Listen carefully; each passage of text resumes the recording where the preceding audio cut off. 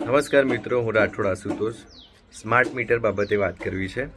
રાજ્ય સરકારે RDSS યોજના હેઠળ ડિસ્ટ્રીબ્યુશન કંપનીઓને સ્માર્ટ મીટર લગાવવાનું કામ તો આપી દીધું, તેમના ઇન્ટરનલ સર્ક્યુલર પ્રમાણે કામ કરી રહી છે, પણ લોકોને સમજાવ્યું નથી અને સ્માર્ટ મીટર ફરજિયાત લગાવવાનો કોઈ પણ પરિપત્ર નિયમ એ જાહેર કરવામાં આવ્યો નથી। ઇલેક્ટ્રિસિટી રૂલ્સ 2020 રાઇટ્સ ઓફ કન્ઝ્યુમરમાં તેમાં નિયમો નક્કી કરેલા છે। ગ્રાહકના સલામતીના નોટિસના અને ટેકનિકલી બધા નિયમો નક્કી કરવામાં આવ્યા છે। તે જ રીતે GERC Gujarat electricity regulatory commission દ્વારા મીટર બદલવા, ચેક કરવા કે નવું મીટર નાખવાની પણ ગાઈડલાઈન આપવામાં આવી છે, પરંતુ જાહેર જનતા સુધી આ કોઈ જાહેર કરવામાં આવ્યું નથી અને અત્યારે ખાનગી એજન્સીઓ દ્વારા જે કામ આપેલું છે એ જબરજસ્તી ગ્રાહકોના લોકોના ઘરે જઈને સ્માર્ટ મીટર લગાવી રહી છે।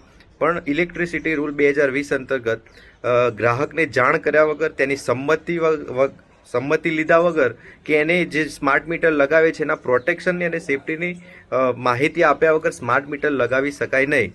એટલે સ્માર્ટ મીટર લગાવવું એ ફરજિયાત નથી। તમે તેનો વિરોધ કરી શકો છો અને તમારું જે ઝોન લાગે ત્યાં તમે લેખિતમાં JE ને DE ને અને XE ને તમે લેખિતમાં આપત્તિ તમારું વાંધા ઓબ્જેક્શન લેટર આપી શકો છો અને RTI કરીને માહિતી પણ માગી શકો છો કે GERC હેઠળ કોઈ એવો પરિપત્ર છે, કોઈ નિયમ છે, કયા નિયમ હેઠળ સ્માર્ટ મીટર લગાવવામાં આવી રહ્યા છે અને તમારે નથી લગાવવું તો તમે લેખિતમાં જાણ કરી શકો છો કે હું મારા ઘરે સ્માર્ટ મીટર લગાવવા સંમત નથી, મારું જૂનું મીટર ચેક કરી લેવામાં આવે અને મારે સ્માર્ટ મીટર લગાવવું નથી।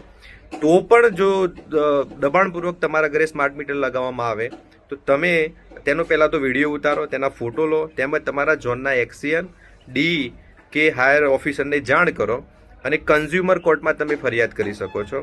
તેમજ GERCનું જે ઓનલાઈન કમ્પ્લેન્ટ પોર્ટલ છે ત્યાં પણ તમે ફરિયાદ કરી શકો છો।